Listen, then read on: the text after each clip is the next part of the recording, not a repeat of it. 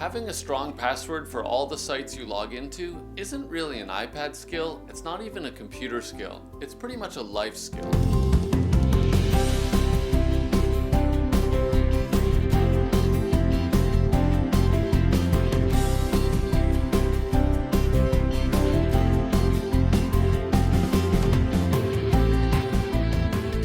I did a poll in my class and I found that students log into as many as 15 sites per week. So it's really difficult to make sure that students have really good, really strong passwords. And we as educators need to teach students how to have really good habits later in life so when they are managing their banking or their car payments through an online portal, they can make sure that those accounts are secure and safe. The sentence trick I'm going to show you to remember a strong password is free, but if you want to use the note-taking app I'm demonstrating here, that's Notability, and that's $2.99. I think we can all agree that this might be one of the worst passwords I've ever seen, and I have actually seen students who use this password. So we can clean this up and we can turn it from an epic fail into something a little bit better by, say, substituting some letters for numbers and putting a symbol in there. And it's no doubt that this password is no longer an epic fail. But the fundamental problem remains that if we're using one password for all of the websites that we log into, that's still a problem, because if someone gets a hold of one of our passwords, now they have access to all of the sites.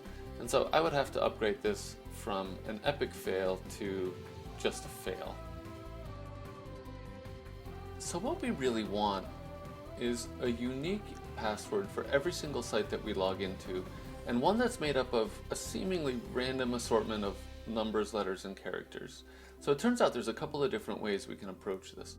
One way is to make a secure note somewhere on your iPad, laptop, or iPhone. For example, in Notability you can password protect a folder of notes. I'm going to put a password on this folder right here, and then I'm going to put a note in there that isn't labeled, passwords or something obvious. And I have to enter this code to get into my note. And you can see here I've just listed all the sites that I have passwords to and then the passwords. That's pretty easy. Now another way you could do it is actually the way I remember my passwords. Instead of remembering the password, I actually remember a sentence. So for example, my son Ben and I like to Google. So by remembering this sentence, which is pretty easy to remember, I can actually remember a sequence of letters and numbers and symbols that make sense only to me. And when I involve the name of the website that I'm logging into, then it means that I can have a unique password for every single website that I log into, because the name of the service that I'm logging into is actually a hidden part of the password. And so that means that your password, say for Facebook, might be this, or Twitter might be, something like this. Now, what I might do is actually vary the number of characters that make up the name of the service by more than one letter. So maybe you do GO for Google and FA for Facebook or something like that. But now you've generated a seemingly random series of numbers, letters, and characters, and you have a unique password for every single website that you log into.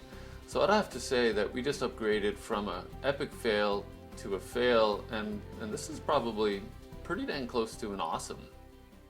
So there you go. There are some ways to make sure that you have a stronger password. Now, I don't recommend that you try to change all of your passwords in one day. You'll never get started, and probably it's a little bit of a daunting task to tackle. But what I do recommend is that you start, on the next site that you go to. Maybe this site right here. Just change this one password, and then the next site that you go to, change that one. And in a little while, you'll have a little period of time when you're in between two different systems. But in a short period of time, you'll have gone to a much stronger password scheme, and all of your online accounts will be much more safe and much more secure. If you have other ways of keeping your password safe, let us know in the comments. I'd love to hear them. And tune in next time for more iPad tips and tricks.